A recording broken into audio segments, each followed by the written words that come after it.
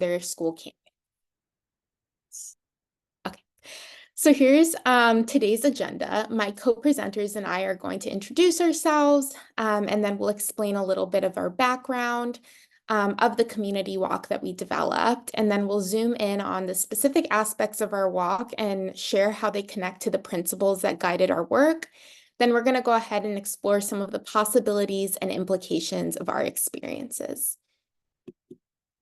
Okay, so I'll get us started with introductions. My name is Julia Katz. I am of Puerto Rican descent, and I'm a social work student at Rutgers University. I have also been a proud student of Douglas Residential College since 2020, and I was interested in this project because I love creative approaches to community engagement and social justice. Hi, everyone. My name is Rashel Bernal Reyes. I'm Mexican American, and I'm also a lifelong resident of New Brunswick, New Jersey. I'm a public health professional and a recent grad from Rutgers University. Hi, I'm Marina. You guys already met me. So I'm a doctoral candidate and also an international scholar from Brazil. And I've been working with different community engaged learning and research projects in New Brunswick, where Rutgers is located, where our campus of Rutgers is located for the last 5 years. I met Julia, Rashel, and my two other wonderful co-mentors through this pilot program, which, as many inspiring pilot programs, could not have a second cycle because it was grant funded. But the program coordinators selected projects proposed by graduate students that align with their theme, and then they shared the call to the projects with Douglas undergraduate students. And Douglas, just for context, is the Women's College of New Jersey, which presently is a residential college within Rutgers. The project I proposed questions students about their previous knowledge about the community that surrounds our campus, particularly a heavily Latinx immigrant community that is very affected by divestment. So here we can see the campus zone and downtown area. And here we can see Front Street, which is the epicenter of the immigrant Latinx community in New Brunswick. And we can see in greenish blue how the Latinx community is heavily concentrated in this area, while the campus and downtown area are diverse, but not very Latinx. Awesome. So now I'll be reviewing a brief outline of our work together. So in October of 2022, we had our first group dialogue together. We discussed our university's relationship with the surrounding community of New Brunswick. So then in November, we went on our first community walk, and I think we'd all agree that this was such a pivotal moment in our work. And it's when we decided to focus on community walks as a means for socially just engagement. So then in the following semester, we collectively agreed that a community walk tool would be the final product of our efforts. So clearly we enjoyed our work together because we continued it into 2023. We filmed an orientation video together and outreached New Brunswick community leaders to make our community walk tool alive with real experiences and stories. During the summer, we finalized the interactive tool, and then we promoted it among Douglas residential students. Finally, last September, we hosted a community walk with first-year Douglas students. So this is actually a photo of one of the community leaders, Amanda, speaking to our students about New Labor's work before we started our walk. We had a brief orientation, and we discussed any assumptions and stereotypes that students might have about the community. Okay, great. The community walk is a call to action. The university and surrounding communities are now home to students. On the right, we have the key that supports students in using the tool. And when designing this tool, we wanted everyone to engage respectfully and thoughtfully with the community, to avoid residential areas, to highlight community assets and not deficits, discuss structural issues affecting the local community, and include voices of community members, particularly community organizers. In the next slides, we'll show some videos that we hope speak for themselves, and these will highlight the principles that guided our community walk.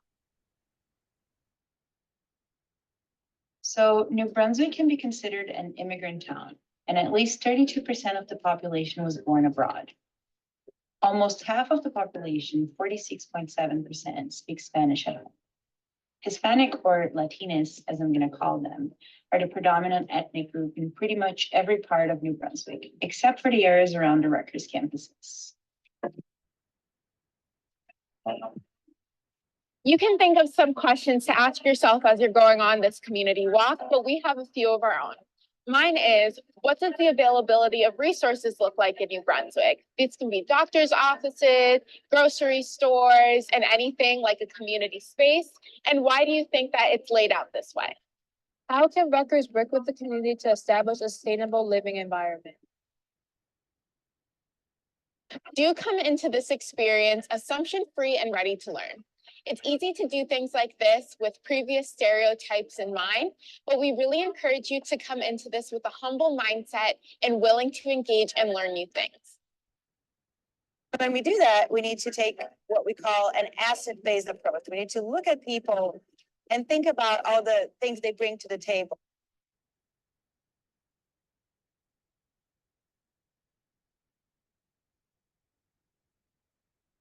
Hemos sido por mucho tiempo una comunidad como olvidada, con señalamientos de que porque eres hispano, eres indocumentado, tienen derecho a pisotearte porque tú no sabes cuáles son tus derechos. The United States has always had second-class citizens that have been exploited from the beginning.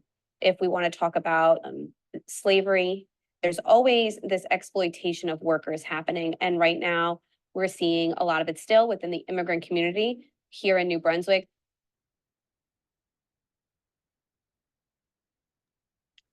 During your community walk, we asked students for their reflections. An out-of-state student compared New Brunswick to New York City because of the changes by the hospital, the university hospital, and major corporations that push residents to move out. This is an example of what the student was referring to when the hospital moving out people, and it's on the picture on the right. You see like the street where the university hospital is now located versus what it used to look like.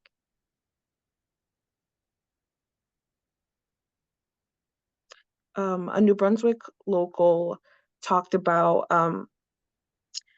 how they recently looked at this city and the city in the new perspective and how much New Brunswick has evolved. And this differed from my experience because when I joined the group, I really wanted to share my experience and not learn more about New Brunswick.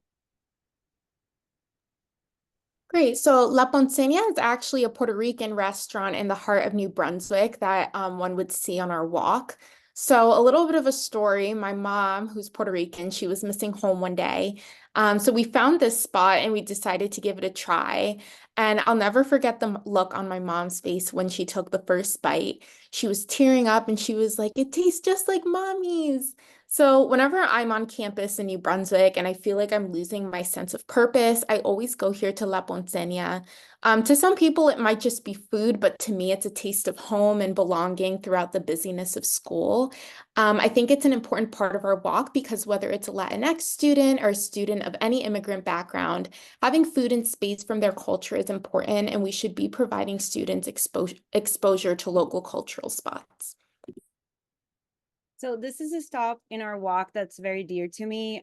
You saw a little excerpt from a video with New Labor. If you're interested in grassroots community organizing and workers' rights, definitely check out New Labor. They're amazing. They're heavily grounded in local immigrant communities. And actually, Rashel here recognized Reynalda, who appears in our videos, when we first went there together because she's friends with Rashel's mom. New Labor always felt a little bit like a home away from home for me because of their wonderful sense of community and also amazing food. And a student in a different program, which I discussed in my dissertation research, talked about recognizing her Latino church community and similarly feeling at home there. So the student from Marina's dissertation had a similar story to Julia's, except for what they felt was that New Brunswick had this familiarity, but instead of food, it was social change oriented, that the future can be better than our parents' past. And this student actually identified New Labor as a beacon of hope. So that was a very nice way to put it. So anyways, we're very happy about this work. And we also know that we didn't reach enough Latinx students. We had maybe a couple of students join our event. So now we are hoping to promote it more through connections in the Latinx studies and Spanish departments, and also present our work inside of Rutgers. And any other ideas on how to do that are very welcome. And thank you so much for listening to us. Oh, and you can access our slides if you want using this link. I'll also put it in the chat. Thank you so